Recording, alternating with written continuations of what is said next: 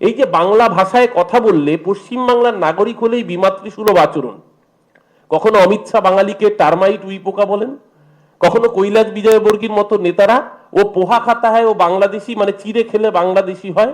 একের পর এক বাঙালি বিরোধী এই যে আক্রমণ, তার প্রতিফলন ছিল এই ঘটনাগুলো। আপনি তাদের আবার ফিরিয়ে আনতে বাধ্য হয়েছেন। মাননীয় মুখ্যমন্ত্রীকে আমরা ধন্যবাদ জানাই, তার এই উদ্যোগের জন্য। কোচবিহারের এসপি জানিয়েছেন সাংবাদিক সম্মেলন করে তারা আবার ভারতবর্ষে ফিরে এসেছেন। আমার তো মনে হয় এই মন্তব্য করার অপরাধে সবার আগে উচিত, যার বাংলাদেশের প্রতি এত প্রেম রয়েছে, দেখুন আমাদের কোনো রাষ্ট্রের সাথে বৈরিতা নেই, এই বিষয়ে দেশের বিদেশ দপ্তর তারা সিদ্ধান্ত নেবে, কিন্তু বাংলাদেশ এই সাম্প্রতিক অশান্ত সময় যেভাবে একের পর এক ভারত বিরোধী স্টেটমেন্ট করে যাচ্ছে, যেভাবে আমাদের দেশের সেভেন সিস্টার্সকে আলাদা করে দেওয়ার হুঙ্কার দিচ্ছে, এখন ভারতবর্ষের বৈরিতার জায়গায় চলে গিয়েছে বাংলাদেশ।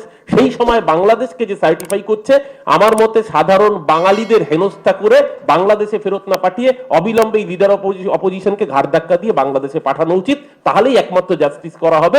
কারণ ইনি ভারতবর্ষের মাটিতে থেকে ভারত বিরোধী কথা বলেছেন। এই কথা বলার জন্য নিঃশর্তভাবে যদি শুভেন্দু অধিকারী ক্ষমা না চান, আগামী দিন বাংলার 10.5 কোটি মানুষ ওনাকে কি করে ক্ষমা চাওয়াতে হয় ভোটের বাক্সে সেটা দেখিয়ে দেবে।